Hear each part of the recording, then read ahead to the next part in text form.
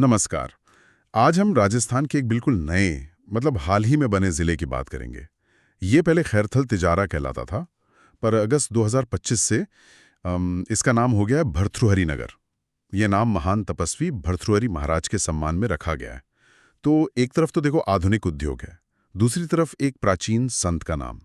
हमारे पास कुछ स्रोत हैं जिनके आधार पर हम इस जिले की कहानी को, इसकी पहचान को समझने की कोशिश करेंगे। चलो शुरू करते हैं। बिल्कुल। ये जिला देखिए 4 अगस्त 2023 को अलवर से अलग होकर बना और जयपुर संभाग में आता है ये। मुख्यालय इसका खैरथल में है।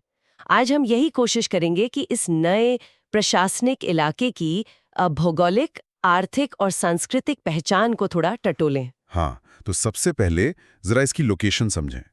राजस्थान के नक्शे पर ये कहाँ है? इसकी सीमाएं कहाँ-कहाँ लगती हैं? ये राजस्थान के पूर्वी हिस्से में पड़ता है। उत्तर में देखेंगे तो हरियाणा है, दक्षिण में अलवर जिला, पूर्व में भरतपुर और पश्चिम में वो नया वाला जिला कोटपुतली बहरोड़, उससे सीमा लगती है। क्षेत्रफल इसका करीब 3,800 वर्ग किलोमीटर है। इलाका ज्यादातर मैदानी ही है। हाँ, थोड़ी बहुत पहाड़ियां भी हैं। अरावली का हल्का असर दिखता है इधर। रेगिस्तान तो बिल्कुल नहीं है। अच्छा, मतलब हरियाणा बॉर्डर के पास हुआ ये। हाँ। और प्रशासनिक तौर पे कौन-कौन से मुख्य इलाके इसमें आते हैं, मतलब तहसीलें कौन सी हैं? हाँ, इसमें जो मुख्य तहसीलें हैं वो हैं तिजारा, किशनगढ़बास, खैरथल, कोट कासिम, टपूकड़ा, मुंडावर और हरसोली। ये प्रमुख हैं। ठीक है, ये तो हो गई भूगोल और प्रशासनिक की बात।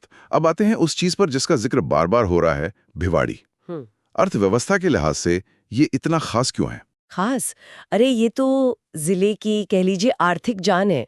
भिवाड़ी सिर्फ इस जिले का ही नहीं, पूरे राजस्थान का सबसे बड़ा औद्योगिक नगर है। इसको कई लोग मजाक में राजस्थान का नया मैनचेस्टर भी कहते हैं। और एक और बहुत महत्वपूर्ण बात, देश का पहला एमएसएमई हब यानी छोटे और मझोले उद्योगों के लिए खास केंद्र, वो यहीं भिवाड़ी में है। अरे वाह, देश का पहला एमएसएमई हब, ये तो बड़ी बात है। और बड़े उद्योगों में कौन-कौन है? आपने को ऑटोमोबाइल का कुछ? हाँ, यहाँ होंडा की बहुत बड़ी ऑटोमोबाइल फैक्ट्री है। इसके अलावा टपूकड़ा में नोटों की स्याही बनाने का कारखाना है। ये काफी दिलचस्प है ना? नोटों की स्याही, सच में? जी हाँ, और राज्य का सबसे बड़ा सेंट गोबेन ग्लास प्लांट भी यही है। और करोला नाम की जगह पर पहला जैव प्रौद्योगिकी पार्क, मतलब बायोटेक पार्क, वो भी यही है। तो आप देखिए औद्योगिक विविधता कितनी है। होंडा, नोटों की स्याही, ग्लास, बायोटेक, बाप रे, काफी खुश है। और खेतीबाड़ी का क्या हाल है? वो भी होती होगी? हाँ, खेती भी होती है। सरसों, गेहूं, बाजरा, ये यहाँ की मुख्य फसलें हैं। और हाँ, खैरथल मंडी को मत भूलिए, ये राज्य की दूसरी सबसे बड़ी सरसों मंडी है। समझ गया। तो मतलब भिवाड़ी और उद्योग यहाँ की एक बहुत बड़ी पहचान बन गए हैं। लेकिन जैसा हमने शुरू में कहा, जिले का नाम तो भर्तृहरि नगर रखा गया है।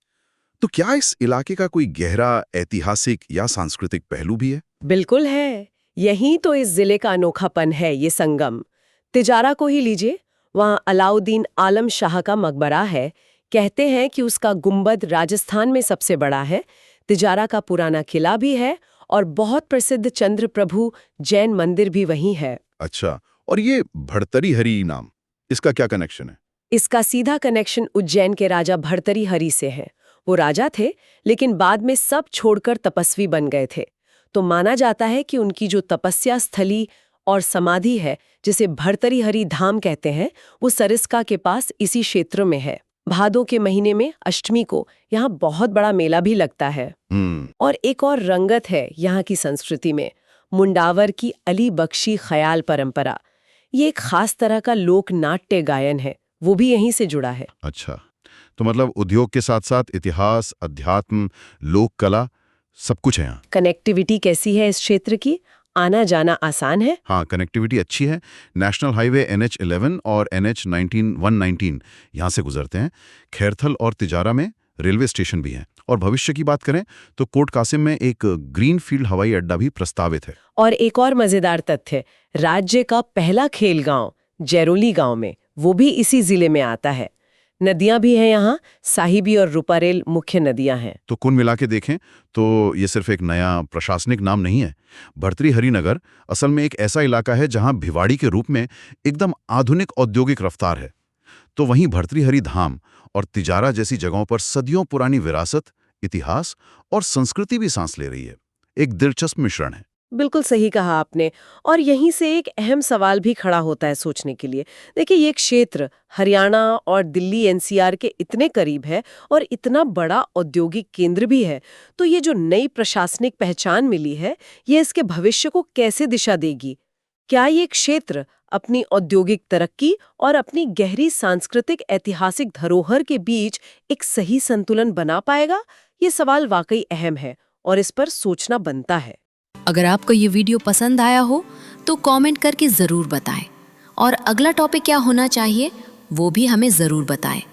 आपका एक लाइक हमें और बेहतर और सटीक कंटेंट बनाने की प्रेरणा देता है। शेयर करें ताकि ये जानकारी हर उस छात्र तक पहुँचे जो अपने सपनों के लिए मेहनत कर रहा है।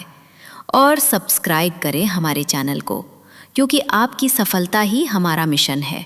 हम हर वीडियो में कोशिश करते हैं कि आपको वो जानकारी मिले जो परीक्षा में काम आए और जो आपको आत्मविश्वास दे। आप सभी का इस वीडियो को देखने के लिए दिल से धन्यवाद। मिलते हैं अगले वीडियो में। तब तक के लिए सीखते रहिए, बढ़ते रहिए और कभी हार मत मानिए। जय हिंद।